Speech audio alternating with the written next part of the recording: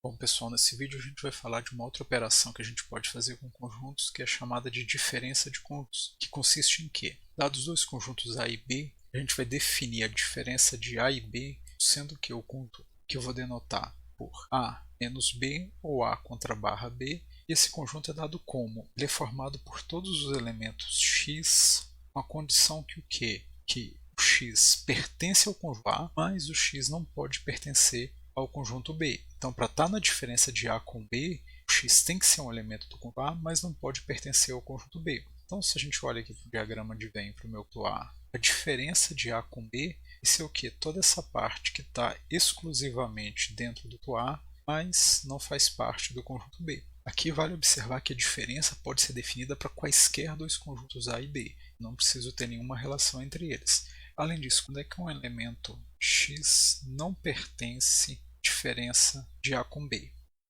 Se a gente olha para a definição, ele está na diferença quando? Quando ele está no conjunto A e não está no conjunto B. Então, todo mundo que estiver no A e B na interseção está fora. Então, para ele não estar na diferença, o que tem que acontecer? Ele não pode pertencer ao conjunto A, então ele não pode estar aqui dentro do A, ou então que o x tem que pertencer obrigatoriamente ao conjunto B, ou seja, ser um elemento que está aqui na interseção entre os dois. Então, ele não está na diferença quando? Quando ele não faz parte do conjunto A, ou quando eu já sei que o meu elemento está no B. Os exemplos, se eu pego o conjunto A como sendo esse conjunto 1, 2, 3, 5 e 4, B o conjunto 2, 3, 6 e 8, quem que vai ser a diferença de A com B? Ele é todo mundo que está no conjunto A, então eu vou olhar para o conjunto A, vou pegar os elementos de A e vou verificar quais deles não pertencem ao conjunto B. Primeiro, ele está no A e não está no B, então ele vai estar na diferença. O segundo elemento, o 2, ele está no A e também faz parte do B, então ele não vai pertencer à diferença.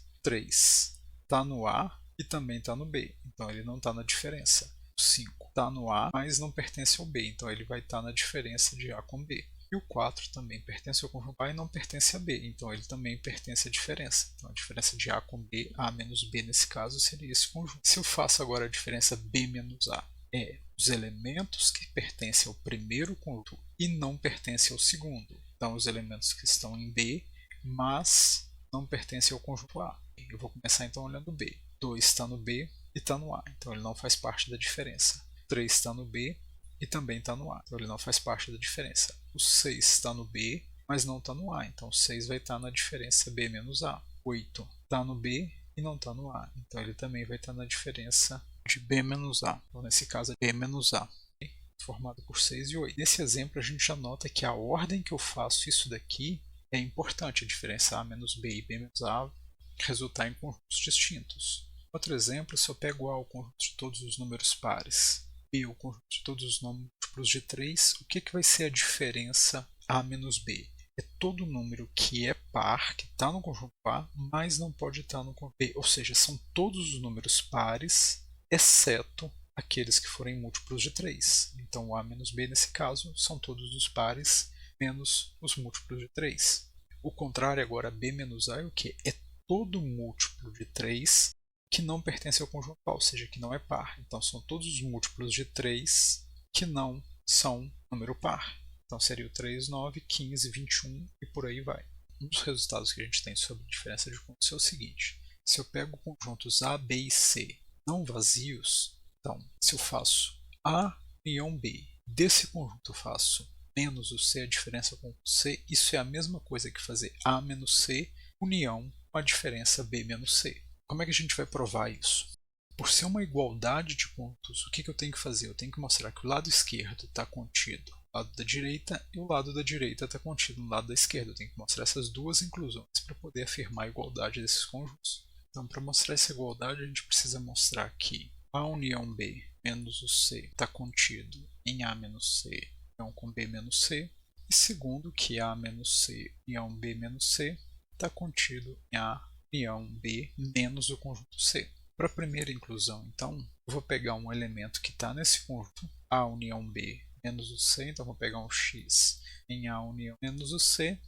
O que acontece? Por definição, se o x está na diferença desses conjuntos, ele está no primeiro conjunto e não está no segundo conjunto. Então, seja um x em A união B menos o C. Por definição, o x pertence a A união B e o x não pertence ao C. Agora, aonde que eu quero chegar? Eu quero chegar que esse elemento pertence a essa união desses dois conjuntos aqui, A menos C união com B menos C. Para mostrar que um elemento está numa união de dois conjuntos, eu preciso mostrar que ele está no primeiro conjunto ou então que ele está no segundo.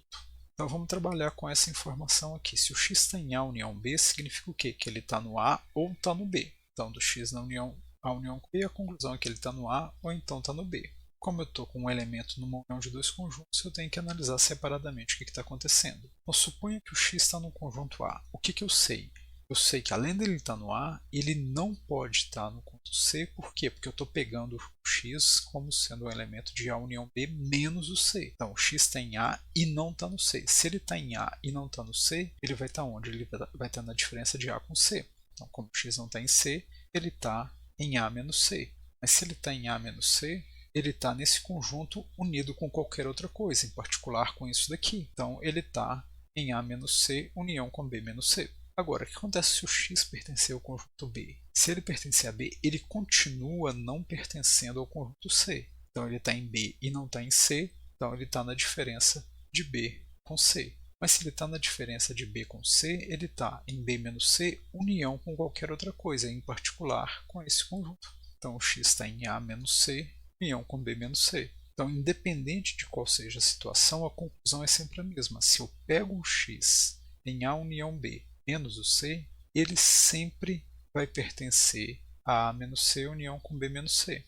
Ou seja, esse conjunto sempre está contido dentro desse outro. Então, a primeira inclusão é verdadeira. Agora vamos mostrar a segunda inclusão, que é o quê? Que é A menos C união com B menos C está contido em A união B menos C. Então, eu vou pegar um elemento nesse conjunto daqui e vou tentar chegar à conclusão que ele está aqui. Como o lado direito é A união B menos o C, para eu poder afirmar que o x está aqui, eu preciso chegar à conclusão que ele está nessa união de A com B e não é um elemento do conjunto C. Então, eu vou começar primeiro pegando um elemento em A menos C união B menos C. Para mostrar a segunda inclusão, vamos pegar um y em A menos C união com B menos C. Então, por definição de união de conjuntos, significa que o y está em A menos C ou B menos C.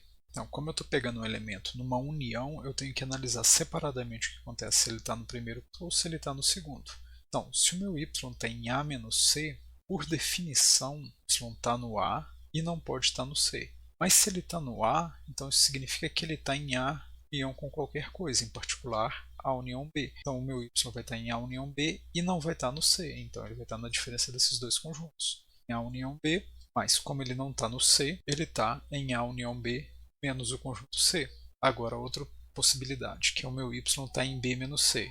Novamente, por definição, o y pertence ao conjunto B e não pertence ao conjunto C. Mas se ele está no B, ele está sempre em B união com qualquer outra coisa. Então, em particular, ele está em A união B. E aí ele vai estar em A união B e não está em C, ele está na diferença desses dois. Então ele está no B, ele segue então que ele está em A união B. Como ele não está no C, ele vai estar aonde? Em A união B menos o conjunto C. E aí, independente da situação dele estar em A menos C ou em B menos C, a conclusão é sempre a mesma. Ele está em A união B menos o conjunto, ou seja, A menos C união com B C sempre está contido em A união B menos o C. E aí com isso eu tenho as duas inclusões e a conclusão nossa é o que? Então, que esses dois conjuntos são de fato iguais, que era o que a gente queria. Bom, esse vídeo se encerra aqui e no próximo vídeo a gente vai abordar uma outra operação sobre conjuntos que é chamada de complementar de conjuntos.